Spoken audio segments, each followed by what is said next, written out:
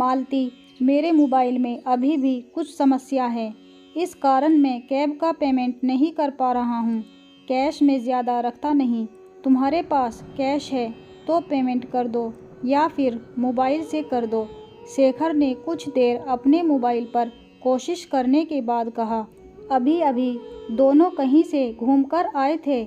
मालती ने पर्स खोलते हुए पूछा, कितने? बस 450 रुपये, शेखर ने कहा। मालती ने 500 का नोट शेखर की ओर बढ़ाया। शेखर ने नोट उससे लेकर कैब ड्राइवर को दिया और उसने जो 50 के नोट वापस किए वह मालती को वापस करते हुए मुस्कुराकर बोला, मैं तुम्हें ट्रांसफ़र कर दूंगा जब मोबाइल काम करने लगेगा। वापस करने की क्या आवश्यकता है, हम साथ साथ ही तो गए थे, मालती ने कहा। फिर भी अच्छा चलता हूँ, फिर मिलेंगे, शेखर ने कहा। चाय नहीं पिएंगे? 10 मिनट की ही तो बात है, मालती ने पूछा। कोई ख़ास इच्छा तो नहीं थी चाय पीने की, पर जब कहती हो तो इनकार करना मुश्किल हो जाता है। इसी बहाने 10 मिनट और आपका साथ मिल जाएगा, शेखर ने उसे अंदर चलने का इशारा करते हुए कहा। मालती का घर पहले माले पर था। सीढ़ियाँ चढ़कर दोनों अंदर आ गए। मालती का बेटा कार्तिक घर में ही था और बालकनी के पास खड़ा था, इसीलिए उनकी बातें सुन रहा था। उन्हें ऊपर आते देख वह दरवाजे के पास पहुंच चुका था और जैसे ही डोर बेल बजी उसने दरवाज़ा खोल दिया। हेलो अंकल, उसने शेखर का अभिवादन किया और सोफे की ओर बैठने का इशारा किया। कैसे हो कार्तिक? शेखर ने सोफे पर बैठते हुए बोला। ठीक हूँ अंकल, उसने कहा। मैं हमारे लिए चाय बना रही हूँ, तू भी चाय लेगा बेटा? मालती ने कार्तिक से पूछा। चाय मैं बनाऊँगा मम्मी, आप अंकल के साथ बैठो, कार्तिक ने कहा।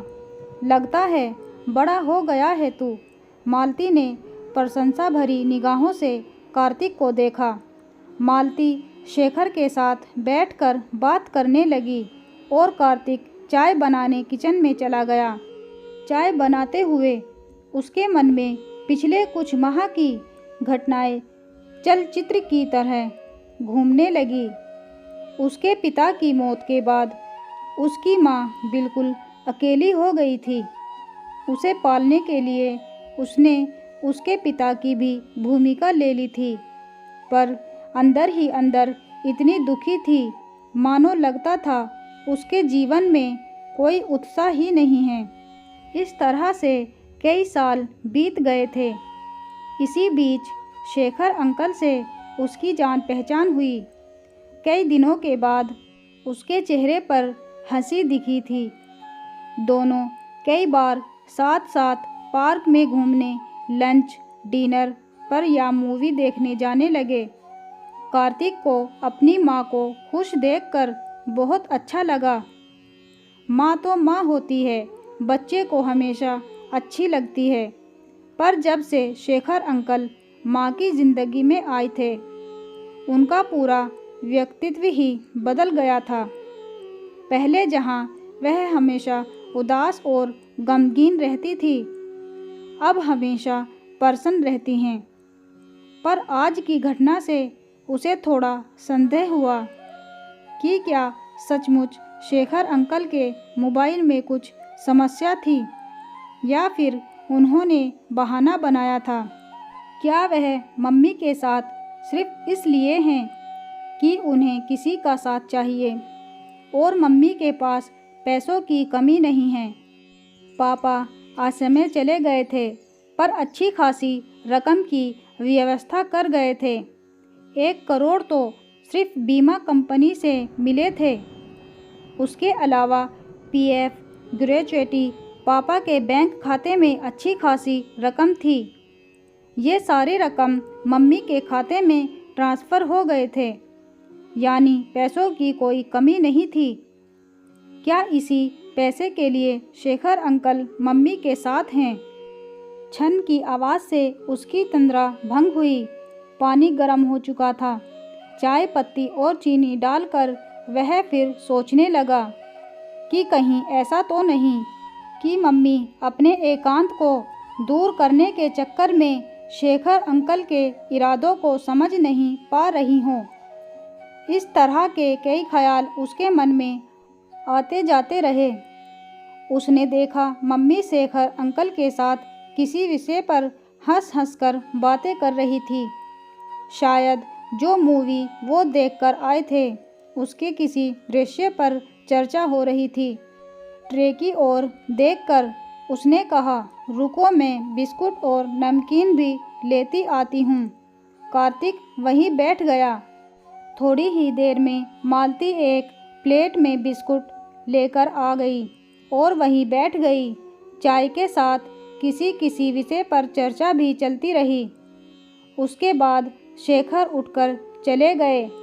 मालती उन्हें विदा करने नीचे तक गई। जब वह वापस आई तो वह बोला, मम्मी आपसे कुछ बात करनी है। मालती ठिठक गई। हाँ बोलो।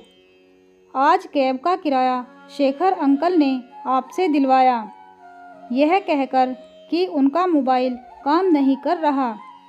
कहीं ऐसा तो नहीं कि वे सिर्फ आपके पैसे के लिए आपके साथ हैं? कार्तिक बोला, अच्छा तुम्हें मालूम है यह बात। चलो खुशी हुई कि मेरा कोई गार्जियन है घर में, ताकि मैं गलत फैसला लूं तो मुझे रोके। मुस्कुराते हुए मालती ने कहा, मम्मी मैं मजाक नहीं कर रहा, सीरियसली बोल रहा हूँ। कार्तिक ने गंभीरतापूर्वक कहा, ऐसा नहीं है बेटा, अभी जाते समय उन्होंने ही कैब का भुगतान किया था, मूवी टिकट उन्होंने ही ली थी। हाँ, पॉपकॉर्न का भुगतान करते हुए उनके मोबाइल में कुछ समस्या आ गई थी, वहाँ उन्होंने कैश में पेमेंट किया था। फिर भी तुम कहते हो तो मैं सावधान रहूँगी, और यदि उनका इरादा ऐसा कुछ हुआ तो मैं सोच समझकर निर्णय लूँगी। वैसे मैं भी कई बार खर्चा करती हूँ तो वे मना नहीं करते, और इसे मैं उनके लोभ के रूप में ना देखकर उनका मेरे प्रति समानता के व्यवहार के रूप में देखती हूँ। वित्तीय रूप से भी वे ठीक ठाक लगते हैं। तुम्हारे पापा के जाने के बाद जैसे मैं अकेली हो गई हूँ, वैसे ही वह भी अकेले हैं किसी कारण से, और इस कारण हम दोनों एक दूसरे के करीब हैं। वैसे तुम भी उनसे मिलते रहो, ताकि यदि कोई संदेहास्पद बात है तो पता चल सके, और अगर ऐसा कुछ नहीं है तो हम दोनों साथ साथ समय व्यतीत करें। हम दोनों का अकेलापन दूर होता है। इससे मालती ने अपना पक्ष रखा। सॉरी मम्मी, अगर मैंने आपको दुख पहुंचाया हो, पर पता नहीं क्यों मुझे ऐसा लगा जब उन्होंने कैब के पैसे के लिए आपसे कहा। कार्तिक ने कहा, इसमें सॉरी जैसी कोई बात नहीं बेटा, मैं भी इस बात का ध्यान रखूंगी, और तुम भी उनके साथ थोड़ा समय बिताया करो जिससे असलियत का पता चल सके, मालती ने कहा, और कपड़े बदलने अंदर चली गई। कार्तिक को मम्मी की बात सही लगी, पर जो संदेह उसके मन में आ चुका था वह पूरी तरह समाप्त नहीं हुआ था। उसे मम्मी की यह सलाह अच्छी लगी कि वह भी शेखर अंकल के साथ थोड़ा समय बिताया करे, ताकि उनका असली स्वभाव समझ में आ सके। उसके बाद वह बीच बीच में शेखर अंकल के साथ समय बिताने लगा, यहाँ तक कि जब भी वह मालती को कहीं बाहर ले जाने के लिए आते तो कभी कभी कार्तिक भी साथ चलने का अनुरोध करता था, और वह खुशी खुशी उसे भी साथ ले जाते थे। कुछ ही महीनों में स्थिति स्पष्ट हो गई। कार्तिक निश्चित हो गया कि शेखर अंकल उसकी मम्मी का साथ चाहते थे, ना कि उसके बैंक बैलेंस का। उसके मन में शेखर अंकल के प्रति जो संदेह था वह छट चुका था।